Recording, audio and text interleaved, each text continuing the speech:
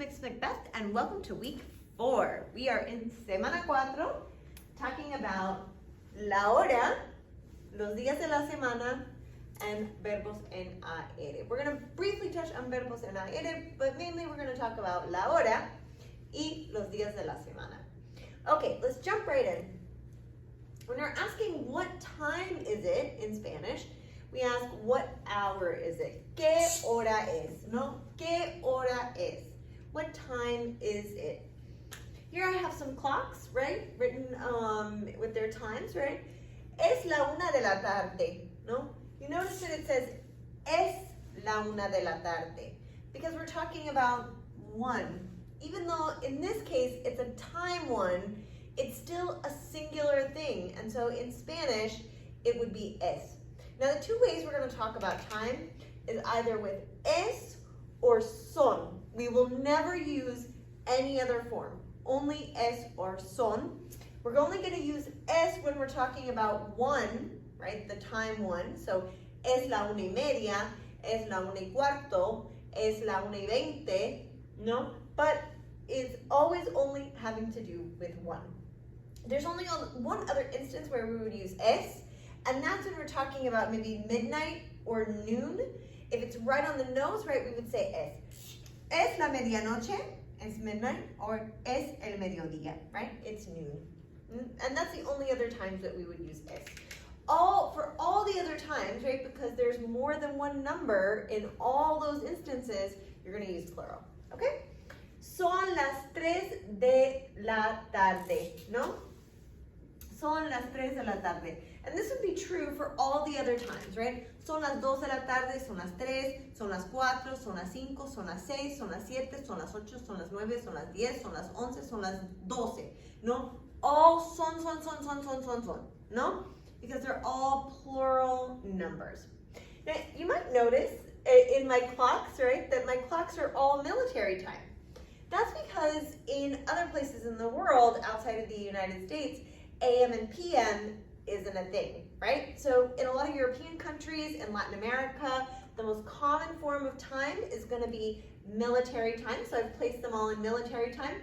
You'll notice, right, that I don't say it's 13 o'clock, right? We don't do that with military time when we're using it in our common everyday life. We would say it's 1 in the afternoon. No? Here, right, even though it says 15, right, what we mean is it's 3 in the afternoon, right? So we would say son las 3 de la tarde, no? Now in Spanish, again, there's no AM or PM, so we have to always indicate where we are in the day, right? So in the morning, when we're talking about time, we're going to say de la mañana. In the afternoon, when we're talking about time, we're always going to say de la tarde, and if we're talking about time at night, we're always going to say de la noche, right? Similar to how we were talking about buenos dias, right? When we move buenos dias, buenas tardes, buenas noches, no? We're going to do the same thing with our times. Okay? Here, right, we would say, son las 9:15 de la mañana, no? It's 9:15 in the morning. You notice that we don't say 15, we say y cuarto. So in English, we might say it's 9:15, right? This is going to be the most common form of this time, but it is possible to say son las 9:15. It's just not as commonly used. Or here, right, son las 8:30 de la mañana, right? It's like how we might say in English it's 30, right? And again, we could say son las 8:30 de la noche, but it would just not be as commonly said. This would be more common, right? So notice that when I'm saying times, right, I'm saying y, right? Son las 9:05, son las 9:10, son las 9:15, son las 9:20, son las 9:25, son las 9:30, no? O las 9:30. I'm saying e, right? It's this and this. It's 9 and 30 minutes. It's 9 and 15 minutes. But when we're talking about time past 30 minutes, in Spanish, we're going to go to the next hour and we're going to subtract. I'm going to give an example here in talking about scheduling, right? So whenever we're talking here about time, right, we're just talking about what time it is. We're not talking about how we do schedules. So whenever we do scheduling, right, you might say, ¿a qué hora es? And whatever it is that you're asking about, right? So, ¿a qué hora es la clase, no? De biología. ¿A qué hora es la cita con la profesora, no? My appointment with the professor. ¿A qué hora es la fiesta, no? What time is the party at? And then we're going to give a time, right? Because we would say, whatever the thing that we're talking about. La cita, la clase, no? La fiesta es a, no? Es a. So it's at this time, and the way that we say that, it's at this time, is es a la, no? Es a la. And notice, right, we're having plural times, right? So we put them all in plural, right? Las, okay? The time is always going to be feminine. So, mi cita es a las 6:45 de la tarde. Notice, right, that I went to the next time up, right? This is 5:45, but I went to the next hour, which is 6, and then I subtracted, right? So I said it's 6 minus 15, meaning it's 5:45. In Spanish, it's most common, right, after the 30-minute mark to go to the next hour and subtract. So if I wanted to say, right, it's 5:35, I would probably say, son las 6 menos 25. No? I would say it's 6 minus 25. No? And the way we do that is menos. Okay? Now, also, we can talk about the days of the week, right? Notice that I started with Monday. In calendars in the Spanish-speaking world, we start on a Monday because that's the first work day of the week. And that's common also in other countries as well. So we're going to start with Monday. Today, it's Thursday when I'm making this video. So, hoy es jueves. See? Hoy es jueves. Today is Thursday, ¿no? Mañana, ¿no? Mañana es viernes, ¿no? Tomorrow is Friday. You notice that mañana means morning, but it also can mean tomorrow. It may feel a little confusing, but to be honest, you wouldn't use the word tomorrow and the word morning ever in the same context. If you wanted to say tomorrow morning in Spanish, you would say mañana por la mañana, no? Tomorrow during the time period of the morning, okay? Mañana es viernes. In this context, right, I'm using it to mean tomorrow, no? Pasado mañana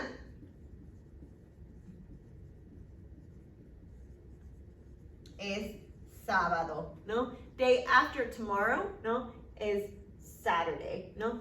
Domingo, then would mean Sunday, y lunes, meaning Monday, no?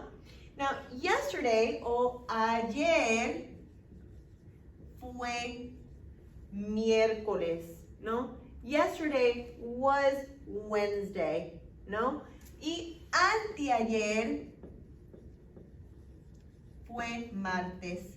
And the day before yesterday, no, was Tuesday, right?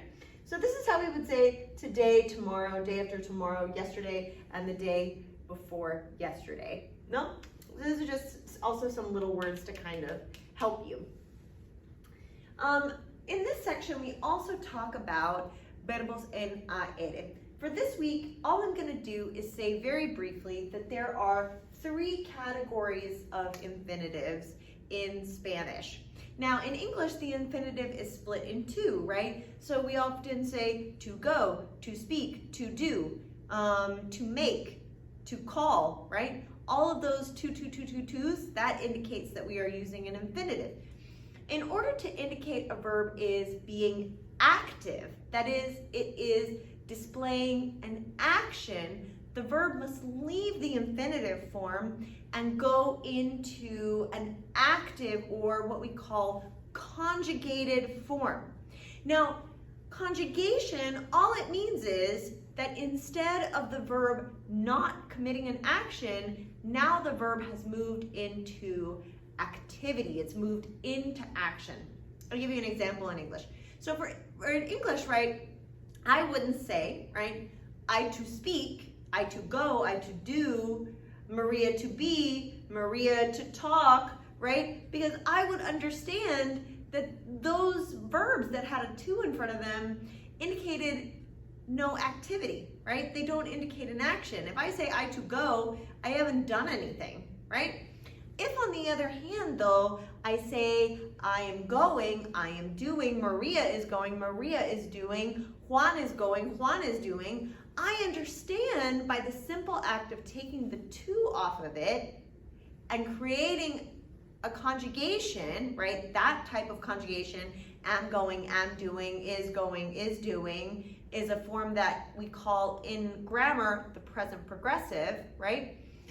I know that by putting it in the present progressive, I have conjugated it, and therefore I am indicating an actual action, right? As opposed to not indicating an action. This is very important because often students will just put the infinitive in a sentence and not conjugate it. However, if you do that, you need to know that you're not indicating any type of action. So if you put a verb in the infinitive, it can be in no way, shape, or form correct if the verb needs to be conjugated, because if your sentence is asking for an action or trying to indicate an action, but you have indicated no action, then obviously it's not correct, right? One of the important things about verbs is that they tell us where we are in time. This is just something to remember, right? I'm gonna do a little bit more on regular AR verbs in week 5, but it's just to kind of keep us in mind, right? If I have the verb hablo, I know, because I have used this O at the end of this word, that I am in the present, and a yo is the person who is doing the action. I know both of those things from that little letter at the very end of my verb.